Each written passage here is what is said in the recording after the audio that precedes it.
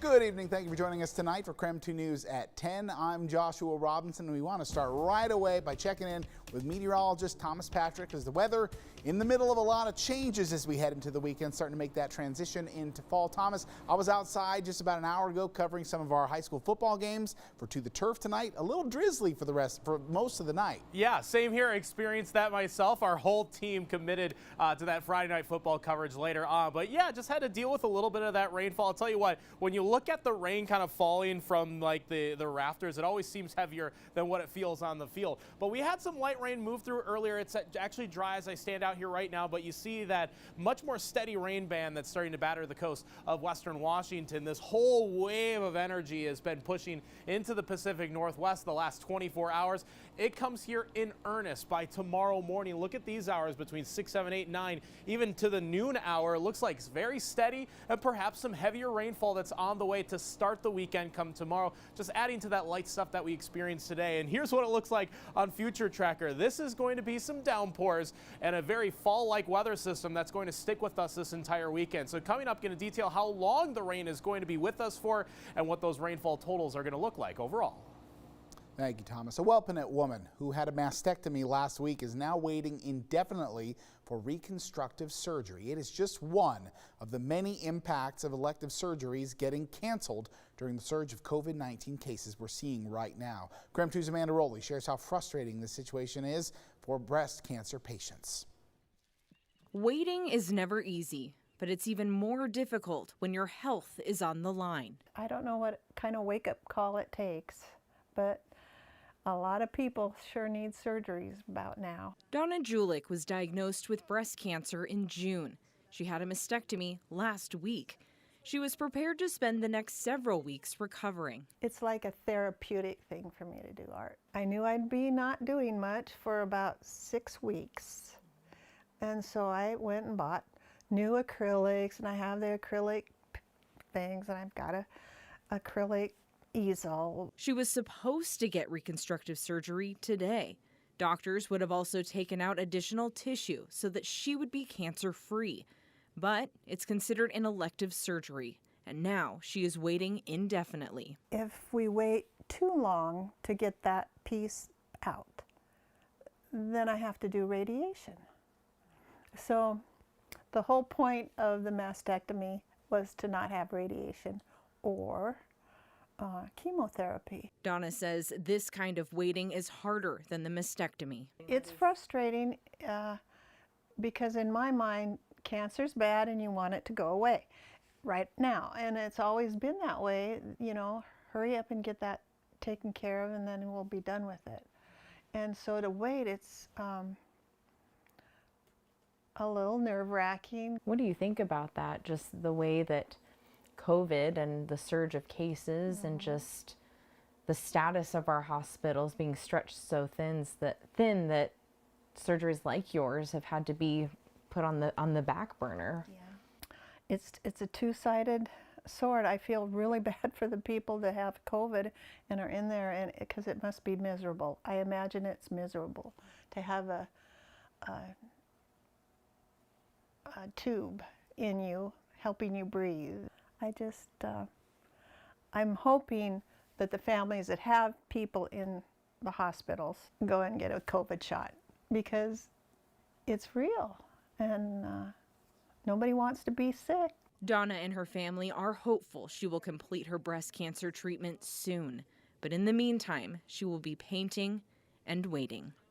In Welpinette, Amanda Rowley, KREM 2 News.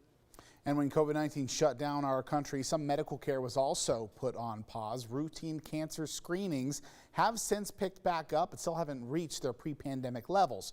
A new survey from the Prevent Cancer Foundation shows 90% of women are visiting friends and going out to eat during the pandemic, but only 48% are visiting their doctor's offices. Doctors are encouraging people to get their routine medical care back on track. We know that there are many, many patients out there right now with undiagnosed breast cancers, cervical cancers, and also colon, prostate, lung, other types of cancers. During the first months of the pandemic, hospitals in the U.S. reported a decline in patients being treated for heart attacks and stroke. Doctors say that was due partially to the increased strain on health systems and patients fearing of contracting COVID. Meanwhile, a handful of Providence employees are protesting the state's new vaccine mandate. Workers left shoes on the sidewalk outside the ER with notes protesting the mandate. They plan to do this every Friday in what they are calling Freedom Fridays. The vaccine requirement for healthcare workers was announced back in August. Under the mandate, workers must be fully vaccinated by October 18th. If not, they can be fired. Hundreds of people are hospitalized with COVID-19 in our area hospitals right now. In Spokane County, 234 people are hospitalized with the virus tonight. That is according to the Spokane Regional Health District. 259 new cases were reported today, and 10 new deaths also were reported. Looking across state line in North Idaho, 113 people are hospitalized with the virus there. 214 new cases were reported today, and 7 new deaths were also reported. And it's looking like the general public won't be getting a COVID booster shot anytime soon. An FDA advisory panel rejected Pfizer's request for COVID booster shots for Americans 16 years old and older. The panel wants to see more data before recommending a booster to a younger group, but they did vote unanimously to recommend the vaccine for people 65 and older and those who are high risk. I think people who are vulnerable, people who are older, people with chronic diseases, immunocompromised, they would benefit from a third shot. I think that it is necessary for that group. For young and healthy people, I am far less convinced that we need that third shot. The FDA will now consider whether to authorize boosters for people 65 and older. And vaccination proof will soon be required to enter most businesses in King County. You'll need to show proof of four outdoor venues with 500 or more people, and indoor places like restaurants, bars, nightclubs, movie theaters, show venues, and stadiums. Seattle King County Health Officer Jeff Dutchin pointed to a newly released report by the University of Washington's Institute for Health Metrics and Evaluation. It projects that COVID cases will rise in King County without vaccine verification. In the model's maximum effect scenario, vaccine verification could prevent up to 20% of infections, hospitalizations, and deaths. So here's what counts as proof of vaccination: your actual CDC COVID-19 vaccine record card, a photo of that card, a QR code or certificate from myirmobile.com, or a vaccine record from a healthcare provider like a doctor or pharmacy. You can also show an FDA-approved negative test as long as it was taken 72 hours prior. The state is also working on an app that could make this more streamlined and easier for everyone and for businesses. That could be ready by the end of this month. Looking ahead, tomorrow the International Antique and Classic Boat Show in North Idaho will continue. That show started at the Coeur d'Alene Marina this morning at 9, and it's going to begin again at 9 a.m. tomorrow morning. Over 100 vintage boats have dropped anchor by the end of the weekend, including a custom boat built for hockey legend Wayne Gretzky. If you want to go check these boats out, all you have to do is walk to the boardwalk at Coeur d'Alene Resort. And if you're looking to help out with your community tomorrow morning, we might have the event for you. The 18th annual Spokane River Cleanup is being held tomorrow morning starting at 8 a.m. Hundreds of people are expected to help remove garbage from the river at locations such as the University District and Riverside State Park. If you're still wanting to sign up for the event, you can visit our website at krem.com where we will share the information with you on how to do so.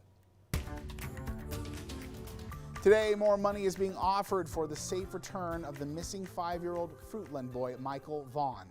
Michael has been missing since July 27th, and the money is from a large donation the Vaughn family received, then put it towards the City Rewards Fund, which now sits at $26,000. This amount is raised from $10,000 previously. And in a stunning announcement, the Pentagon revealed only civilians, including 7 children, were killed at its deadly airstrike in Kabul, not ISIS terrorists responsible for the bombing that killed more than a dozen U.S. soldiers and Marines last month. Now, that drone strike happened in late August near the Kabul airport during the final and chaotic days of the U.S. evacuation.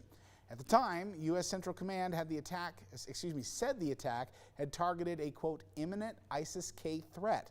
They also said that explosives were being loaded into the vehicle when the Hellfire missile struck it. The U.S. Marine Corps general apologized for the failed airstrike and said this when asked who would be held responsible. And will anybody be held responsible? We are in the process right now of continuing that line of investigation, and I have nothing for you now because that involves personnel issues. Now, one of the people killed in the strike was an aid worker applying for a U.S. visa to get his family out of Afghanistan. Well, coming up, you might have seen those little libraries around your neighborhood, but when we come back, we're going to show you a bit of a new twist to the idea. And the U.S. Capitol is installing some extra security ahead of a protest scheduled for tomorrow. We'll tell you what it's about coming up.